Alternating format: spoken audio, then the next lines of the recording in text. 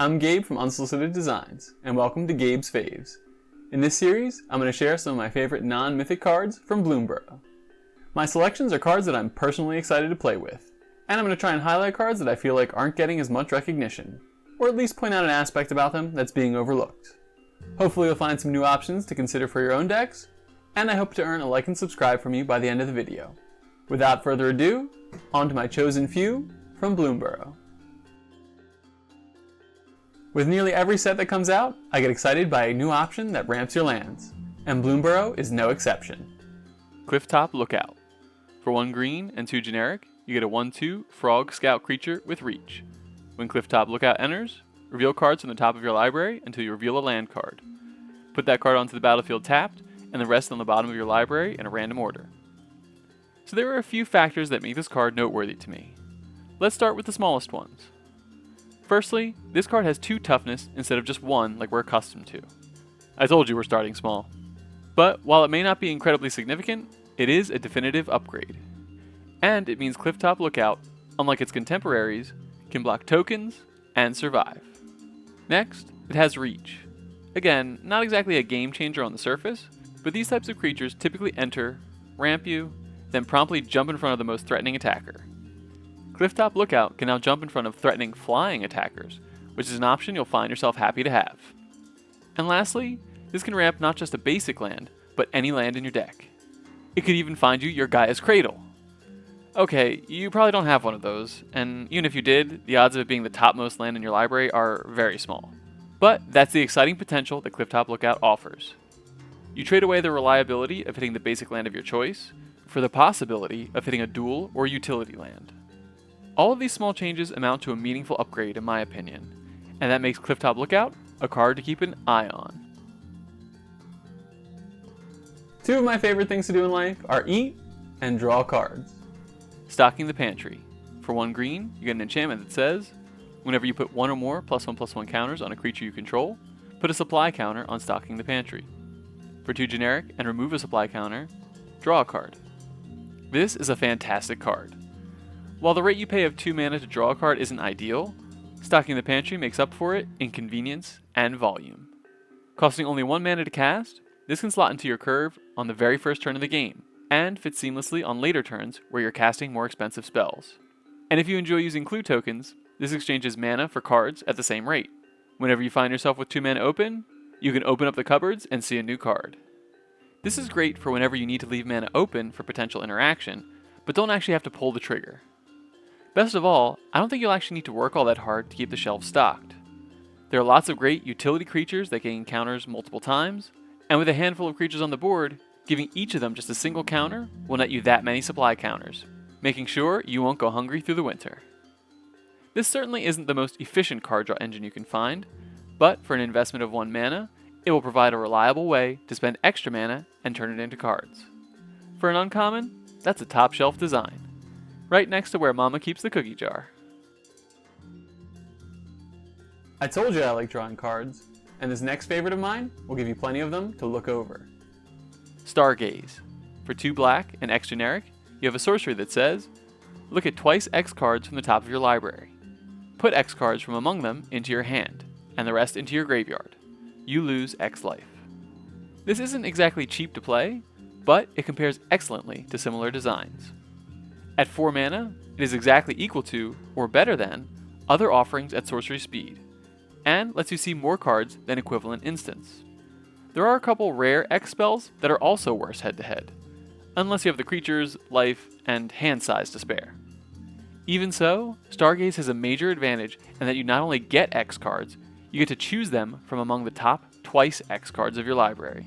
This is a phenomenal option, letting you bypass unneeded lands and increasing the odds of finding exactly what you need. And going a step further, the cards you don't select wind up in your graveyard rather than the bottom of your library. There are plenty of great reasons to want things in your bin, and there are only going to be more and more in the future. With all that potential, it's not hard to see that Stargaze will deliver exactly what you're looking for. When you think of +1/+1 counters, what are the first 2 colors that come to mind? Gev, Scaled Scorch.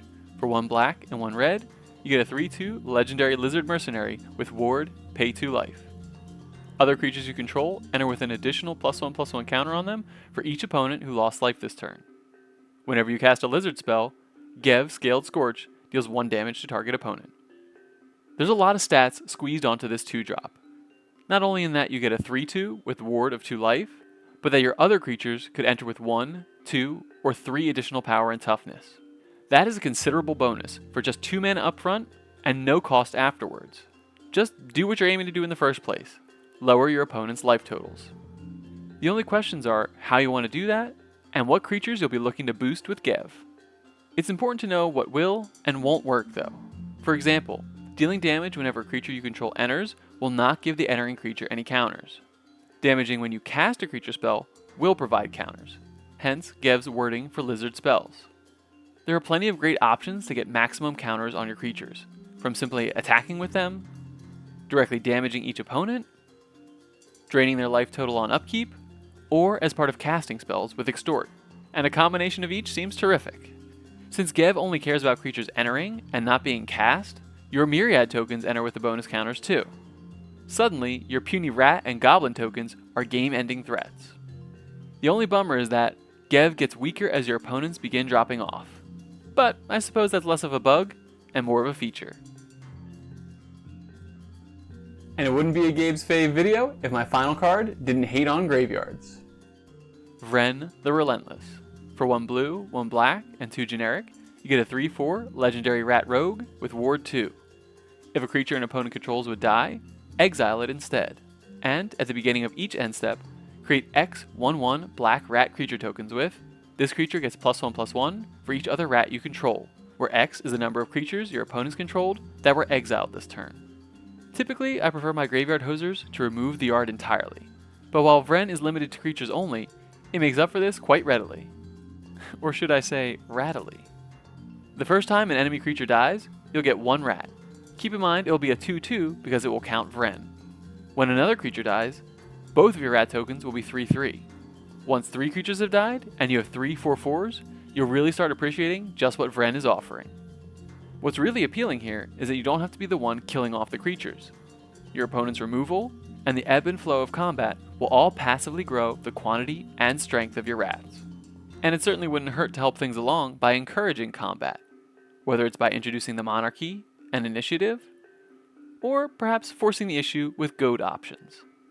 If you happen to be in a rat-themed deck, then the stats generated by Vren will be even more absurd. But I think you shouldn't overlook this card just because of the rat-specific text. It even triggers if your opponent's creatures get exiled for any reason, not just Vren's trigger. So finding some creative ways to exile creatures, even if just temporarily, will generate quite a board presence for you. Ruin your opponent's on-death triggers, prevent them from recurring their dead creatures, and amass a lot of large rats. That should be plenty of reasons to consider Vren the Relentless. I rest my case. And there you have it, my favorite cards from Bloomburrow. Let me know if any of them were among your pet cards, or if you were inspired to try them out in some of your own decks. Thanks for watching. I hope I earned a like and subscribe from you, and I'd love it if you'd share this video. If not, thanks for hearing me out. And if you enjoyed how I highlighted these cards, check out my Off the Top series, where I go in-depth on select cards that I love playing in my own decks. You can follow me on X at UnsolicitedMTG for channel updates and other nonsense. Once again, I'm Gabe from Unsolicited Designs and Who Asked Me Anyways?